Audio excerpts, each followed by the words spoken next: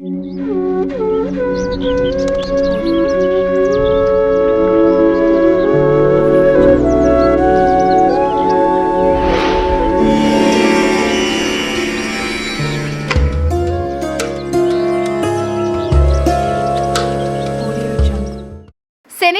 ప్రస్తుతం కుంభరాశిలో సంచరిస్తున్నాడు. 2025లో శనిదేవుడి రాశిలో మార్పు జరగనుంది. మార్చి 29వ తేదీన శనీశ్వరుడు మీనరాశిలో అడుగు పెడతాడు. మీనరాశికి అధిపతి దేవగురువు బృహస్పతి. శనీశ్వరుడు 30 సంవత్సరాల తర్వాత 2025లో మీనరాశిలోకి ప్రవేశిస్తాడు. శని పరివర్తన స్థానంలో మార్పు వల్ల శనీశ్వరుడి ఏలినాటి శని దయాస్థానముల్లో మార్పు ఉంటుంది.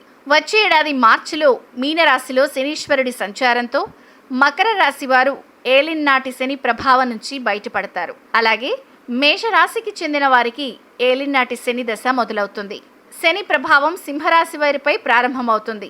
అయితే వచ్చే ఏడాది మేషరాశి వారికి ఏలినాటి శని మొదటి దశ ప్రారంభమై తర్వాత ఈ రాశికి చెందిన వ్యక్తుల జీవితాల్లో ఎలాంటి ఫలితాలుంటాయో చూద్దాం.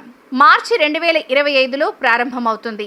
2032 వరకు కొనసాగుతుంది. ఏలినాటి శనికి 3 దశలు. మొదటిది ఆరోహణ ఏలినాటి శని, రెండవది మధ్యం ఏలినాటి శని దశ, మూడవది అవరోహణ ఏలినాటి శని. ఈ 3 దశల్లోనూ శనీశ్వరుడు విభిన్న ప్రభావాలను ఇస్తాడు. ఏలినాటి శని సమయంలో మేషరాశికి చెందిన వ్యక్తుల ఉద్యోగం, ఆరోగ్య సంబంధిత సమస్యలతో ఇబ్బందులుంటాయి. ఆర్థిక నష్టం రావచ్చు. ఆకస్మికంగా ఇబ్బందుల్లో పడచ్చు. ఏలినాటి శని సమయంలో ఈ రాశికి చెందిన వ్యక్తుల ప్రవర్తన ప్రతికూలంగా మారచ్చు. తరచుగా కోపం రావచ్చు. మానసిక సమస్యలు రావచ్చు.